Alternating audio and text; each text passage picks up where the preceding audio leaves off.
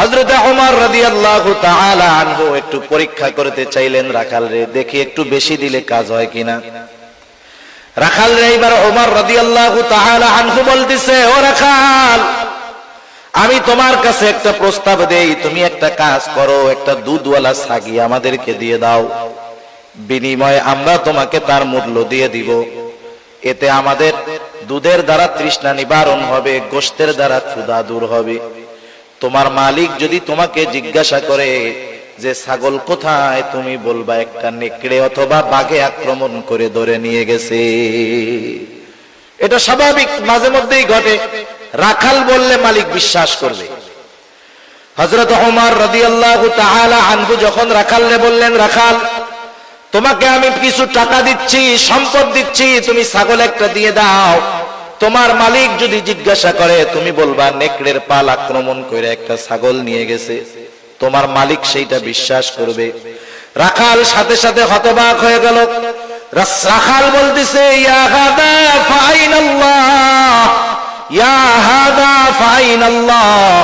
রাখাল বলতেছে, হে আগন্তুক, তুমি কি বলো? আল্লাহ কোথায়? আল্লাহ কোথায়? আল্লাহ কোথায়? তুমি কেমন কথা বলতেছো? তার মানে রাখাল বলতেছে, এ আগন্তুক মুসাফির, তুমি আমাকে কি কথা বলতেছো? হয়তো আমার মালিক আমার কথা বিশ্বাস করবে, মালিককে হয়তো আমি ফাঁকি দিতে পারবো, কিন্তু আমার আল্লাহকে তো ফাঁকি দেওয়া সম্ভব নয়।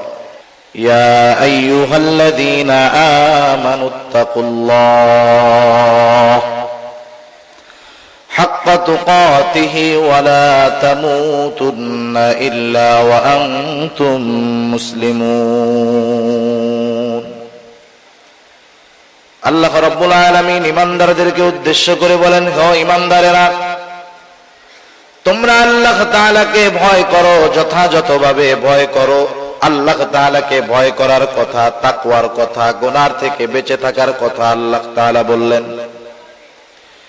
এখন যদি আমরা আল্লাহ তাআলাকে প্রশ্ন করি, আয় আল্লাহ, আপনি যে আমাদেরকে মুত্তাকি হতে বললেন, তাকওয়া অর্জন করতে বললেন, আমরা কিভাবে তাকওয়া অর্জন করব? কারণ কোরআনুল কারীমের মধ্যে আল্লাহ তাআলা যেটা আদেশ করেন সেটা বাস্তবায়নের পদ্ধতিও আল্লাহ তাআলা বলে দেন।